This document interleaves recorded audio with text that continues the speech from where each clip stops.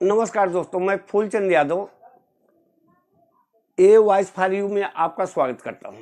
दोस्तों, कल जो हमने वीडियो आप लोगों के पास भेजा था उसको आपने हृदय से मतलब सुना और देखा। बहुत प्यारे कमेंट किए हैं। कमेंट तो अगर आप देखते हैं तो हमें बड़ा प्यारा सा लगा, इसलिए आज हम एक वीडियो आपको दे रहे हैं।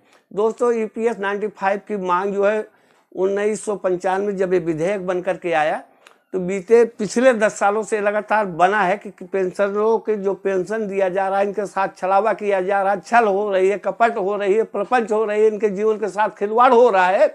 इसकी डिमांड करने के लिए अग्रदूत अशोक राउत, विजय राउत जी और भटनागर साहब, रमेश जी, ऐसे ऐसे महान विभूतियां मिलकर के जो है एक NAC का संगठन बना करके पूरे भारत में इसकी जो है संस्थाएं जो है स्थापित कर दिया। आज NAC की पूरे भारत में हर जिले में इनकी कमेटी गठित कर ली गई है। अशोक राउत के नेतृत्व में जो EPS की डिमांड हुई, 8 साल से संघर्ष होता रहा, छल पे छल होती रही, परपंच पे परपंच होता रहा, तारीख पे तारीख होती रही, लेकिन खोदा पहाड़ निकली चूहिया जैसे बात हो जाती थी कि रात भर अंडे पकाए, सुबह कच्चे रह गए, 9 दिन चले 2.5 कोस वाली बात हो जाती थी। कुछ हुआ नहीं। तारीख पे तारीख मिलती थी, आशा पे विश्वास पे आश्वासन मिलता था कि समाप्त कर दीजिए धरना, आपका काम हो जाएगा। चाहे वह EPFO कार्यालय हो, चाहे जो है मंत्री जी के निवास हो, चाहे प्रधानमंत्री जी की बात हो, 2 बार प्रधानमंत्री आदरणीय सांसद महोदया जी मथुरा वाले, तो उनकी तरफ से भी आया कि अशोक राउत जी, आप बार बार मिलते हैं, परेशान होते हैं, आप अपना धरना समाप्त कर दीजिए, हो जाएगा। तो लोग लौट जाते थे। अब फिर एक बार जो है आश्वासन मिल गया है कि आप अपना धरना समाप्त कर दीजिए, बहुत जल्दी आपको सूचना मिल जाएगी। जैसे कि आपको मालूम है कि चुनाव आचार संहिता लगने में अब बहुत कम ही समय, ज़्यादा से ज़्यादा 30-35 दिन का समय रह गया।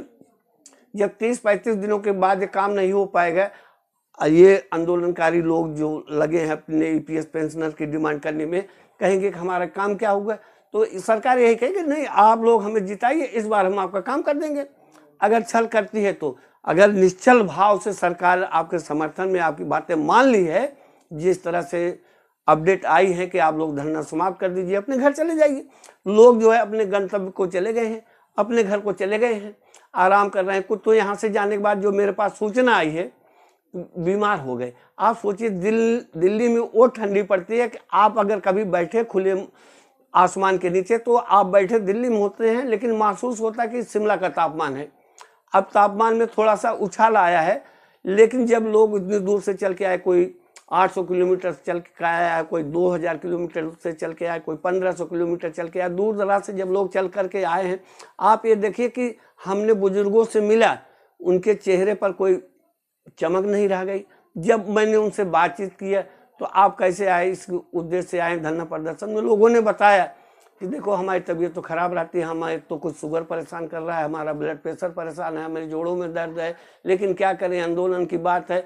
अब हम ये पराधीन और ये कमज़ोर ज़िंदगी क्यों जिए? पूरी ज़िंदगी तो हमने राष्ट्र के निर्माण में लगा दिया, समाज के निर्माण में लगा दिया। अब हमें आवश्यकता आ गई, हमारे पीछे घर परिवार समाज नात रिश्तेदार सब जुड़ चुके हैं, हम घर के मुखिया होते हैं।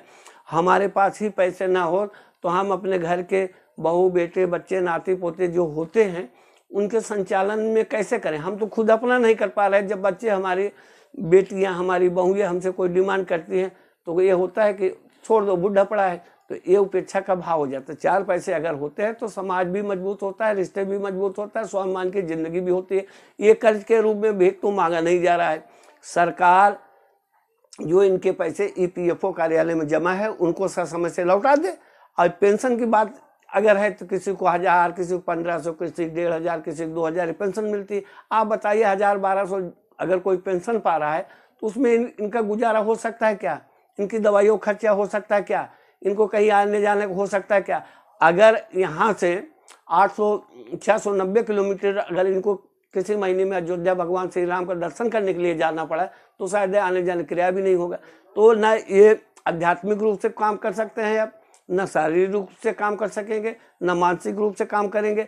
आपको मालूम होगा 200-250 लोग से लेकर के 500 लोग तक हर महीने में जो है बुजुर्ग लोग समाप्त होते जा रहे। कभी अभी जो भीषण ठंड पड़ी थी, काफ़ी बेचारे कार्डियक स्ट्राइक में जो है चले गए, हृदय की गति रुक जाने से।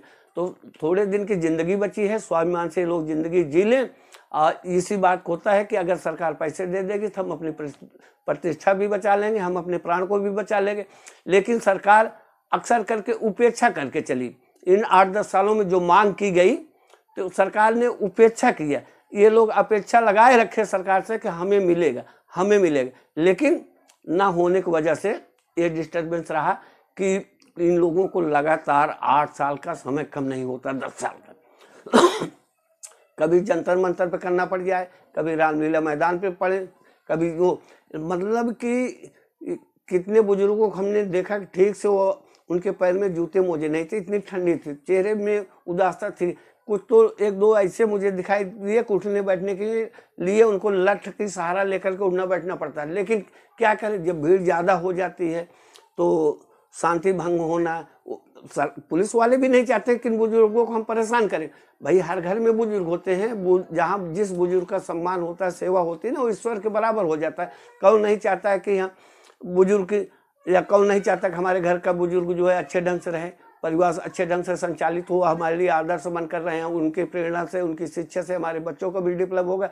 लेकिन जब हमारी स्थिति भी सही नहीं है और हमारे बुजुर्ग भी स्थिति सही नहीं, पेंशन जो मिलती है उससे जीवन बसर करने के एक आसान सा थोड़ा तरीका हो जाता है। क्या वो सरकारों को गलत कहा जाएगा जो पेंशन दिया करती थी?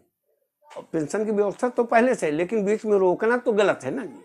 इस बात को आप मानिए कि गलत है। अब 1000-1500 दिया जा रहा है, उसकी बढ़ोतरी की मांग है। बढ़ोतरी कितने की है? 7,500 रुपये। अगर किसी को 3,000 मिल रहा है तो 7,500 अगर बढ़ा दिया जाए तो उनको 10,500 रुपये मिलेगा, डीए मिलेगा, पत्नी की इलाज की सुविधा मिलेगी। इस बात का सुप्रीम कोर्ट दिल्ली ने कहा है कि हाँ पेंशन मिलेगी, लेकिन कुछ ऐसे दिक्कतें आ गई को लागू नहीं हो सका। आज सुप्रीम कोर्ट की भी प्रतिष्ठा दांव पे यहाँ लग जाती है कि सुप्रीम कोर्ट ने कहा, लेकिन उस आदेश का अच्छा सा पालन नहीं हो पाया। तो ऐसे कंडीशन में अब नए सिरे से जो सिस्टम है सरकार ने किया, इसमें 3 विभाग का वो है। एक तो वित्त मंत्रालय के शामिल है, एक आपका ईपीएफओ कार्यालय है, एक प्रधानमंत्री के आश्वासन। अगर एक दिन में प्रधानमंत्री जी का आदेश कल ये काम होना चाहिए तो हमारा ख्याल है कल काम हुआ हवाया मिलेगा। हमारा ख्याल है कि लोग जिस तरह से प्रधानमंत्री के प्रति आश्वस्त होते हैं, भरोसा रखते हैं कि जी हमें सरकार नहीं गिराना है, करेंगे तो मोदी जी ही करेंगे, करेंगे तो मोदी जी करेंगे। मोदी जी इतने बेकार नहीं है कि हम सबका ध्यान नहीं देंगे, उन्होंने बड़े बड़े काम किए हैं, तो हम लोगों का भी काम करेंगे। इस भरोसे पे, इस आशा पे लोग जो है आते हैं। अगर नहीं करेंगे तो हम लोग कुछ करेंगे नहीं। हम सरकार के खिलाफ नहीं हैं, हम अपनी पेंशन के पक्ष में, हमारी पेंशन मिलना चाहिए, क्योंकि हमने कंट्रीब्यूट करके जो है हमारे ही पैसे जमा है। एक आदमी के 20 लाख रुपए तक पहुंच जाता। सरकार न दे तो कम से कम एक उचित पेंशन दे दे, जिस पैसे से हम अपने शरीर की रक्षा कर लेंगे, मान सम्मान से जी लेंगे। ये आज की विवेचना रही। आपकी मेरी सोच कैसे लगी कमेंट बॉक्स में और आप बताएं। ए वॉइस फाइल में आपका स्वागत है। धन्यवाद।